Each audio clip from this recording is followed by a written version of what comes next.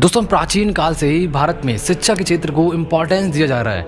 यहाँ तक कि यूरोप और पुर्तगाल जैसे देशों के लोग भी शिक्षा प्राप्त करने के लिए भारत आया करते थे। लेकिन आजकल के जो इंडियन यूथ हैं वो अंग्रेजों के तौर तरीके सीखने के लिए विदेश जाने लगे हैं, जबकि प्राचीन भारत के लोग जिनकी ज्यादातर शिक्षा गुरुकुल में ही पूरी होती थी, जिसके लिए उन्हें अपने घर वालों को छोड़कर गुरु के दरबार यानी गुरुकुल आना पड़ता था। तो आखिर क्या थी प्राचीन भारत की ये गुरुकुल एजुकेशन सिस्टम और आज के टाइम पे गुरुकुल क्यों नहीं है, ये जानते हैं हम आज की इस वीडियो से।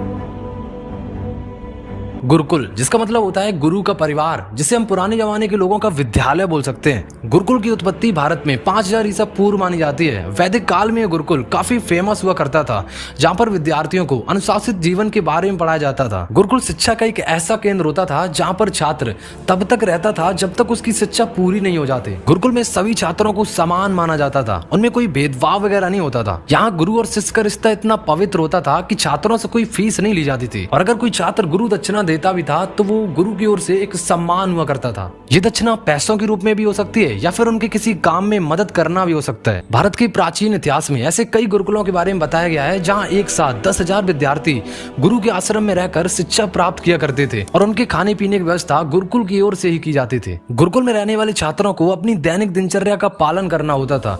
गुरुकुल को आमतौर पर ब्राह्मण परिवार ही चलाते थे। वे गाँव और कस्बों के अंदर या बाहर स्थित होते थे।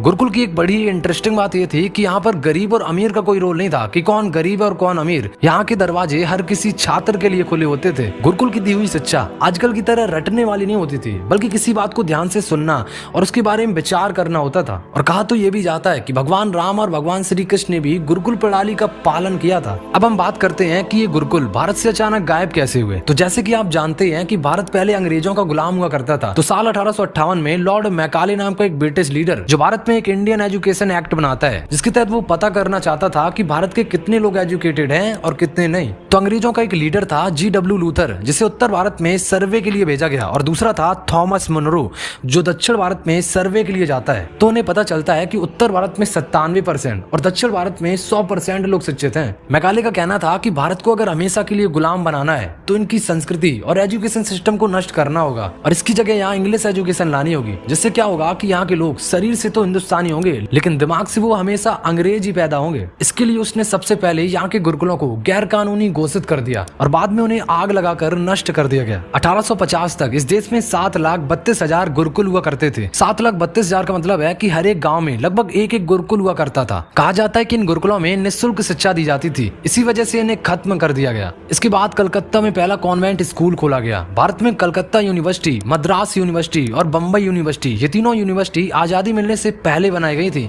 जो आज भी इस देश में मौजूद है। मैकाले ने अपने फादर को एक चिट्ठी लिखी थी जिसमें लिखा था कि इन कॉन्वेंट स्कूलों से जो बच्चे निकलेंगे वो देखने में तो इंडियन ही होंगे लेकिन दिमाग से अंग्रेज होंगे, और इन्हें अपने देश के बारे में कुछ पता नहीं होगा। ऐसे हालात में अगर इस देश से अंग्रेज चले भी जाए ना, फिर भी इस देश से अंग्रेजियत नहीं जाएगी। मुझे तो ऐसा लगता है कि मैकाले की जो स्ट्रेटजी थी वो काफी हद तक सही भी जा रही है, क्योंकि आज का जो इंडियन यूथ है वो भारत को कम यूरोपियन कंट्री के बारे में ज्यादा जानता है और इंडियन कल्चर को पाखंड समझता है। आज की ये वीडियो हर एक उस इंडियन के पास पहुंचनी चाहिए जो भारत देश की संस्कृति को केवल नाम मात्र के लिए जानता है। फिलहाल मिलते हैं किसी नेक्स्ट वीडियो में, तब तक के लिए बाय बाय।